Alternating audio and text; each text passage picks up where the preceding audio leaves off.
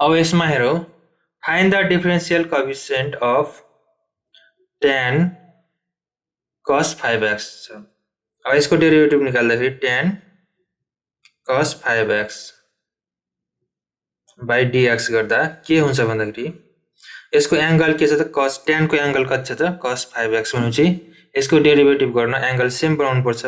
हो angle same बनाउनलाई हामी cos 5x यहाँ मुनि पनि के गर्छौ त d cos 5x गर्छौ।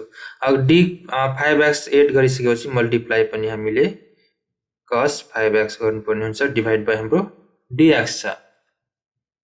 अब यसको डेरिभेटिभ गर्दा के भयो त हाम्रो tan स्क्वायर cos 5x भयो। त्यसैगरी इन्टु अब यसको cos 5x को एंगल के छ त 5x छ, तर यहाँ के छ त x मात्र छ भनेपछि हामीले cos 5x divide by cos 5x गर्नुपर्ने हुन्छ इन्टु डिभाइड गरेपछि मल्टिप्लाई पनि हामीले 5x ले गर्नुपर्ने हुन्छ डिभाइड बाइ dx। अब यसको डेरिभेटिभ भइसकेको छ sec square cos 5x into अब यो cos 5x को डेरिभेटिभ गर्दाखेरि के हुन्छ त माइनस sin 5x हुन्छ। अब त्यसैगरी यसको डेरिभेटिभ गर्दाखेरि के हुन्छ त 5 अगाडि लेख्छौ dx बाइ dx हुन्छ भने sec square cos 5x into minus sin 5x into 5 into dx by dx भनेपछि 1 भयो। भनेपछि 5 sec cos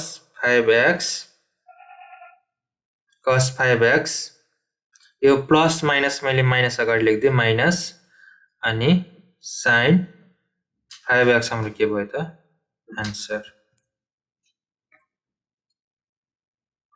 अब हामी अर्को हेरौँ, अर्को रहेको छ tan को power 5 sin px minus cube. भनेपछि यसमा के छ भन्दा tan को पावर 5 छ भनेपछि हामी कुन फर्मुला लगाउनु पर्छ त x को पावर n हुँदाखेरि n माइनस 1 हुन्छ। हो यो फर्मुला एप्लाई गर्नुपर्छ। अब यसको डेरिभेटिभ निकाल्दाखेरि tan को power 5 sin px minus cube divide by dx गर्दा d tan को power 5 sin px minus cube यहाँ dx छ, तर tan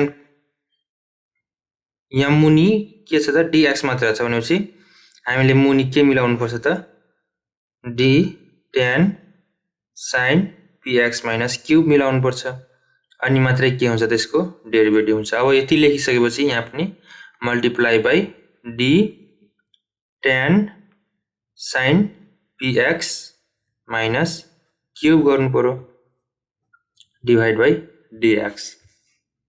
हो अब यसलाई डेरिभेटिभ गर्दाखेरि कति हुने भयो त 5 tan 5 minus 1 sin px minus cube हुने भयो इन्टु अब यसको डेरिभेटिभ हुन्छ त हुँदैन। किन हुँदैन भन्दाखेरि यसको एंगल के छ त sin px माइनस क्यूब छ भनेपछि हामीले यसलाई अब एंगल मिलाउनु पर्यो। एंगल मिलाउनलाई हामी मुनि के लेख्नु पर्यो भन्दाखेरि d tan लेख्नु परेन sin px माइनस क्यूब लेख्नु पर्यो। हो अब px माइनस क्यूब लेखिसकेपछि हामीले यहाँ मल्टिप्लाई पनि d px माइनस क्यूब गर्नु पर्यो divide by dx।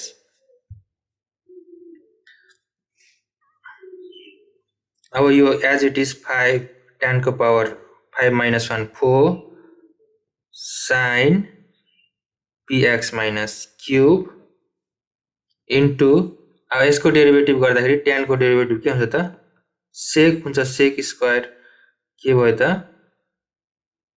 sec square sin px minus cube भयो। अब यसको डेरिभेटिभ गर्दाखेरि sin को एंगल के छ त px माइनस क्यूब छ भनेपछि into d sin px minus cube छ भनेपछि यहाँ पनि हामी px minus cube गर्नु पर्यो into d px minus cube divide by dx गर्नु पर्यो हो। अब यसको डेरिभेटिभ गर्दाखेरि 5 tan को power 4 sin px minus cube into sec square sin px minus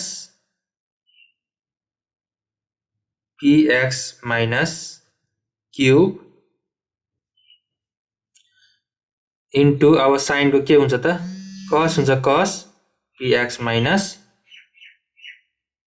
cube हुन्छ into यो कति हुन्छ त dx by dx भनेपछि 1 हो, बाँकी बस्यो p।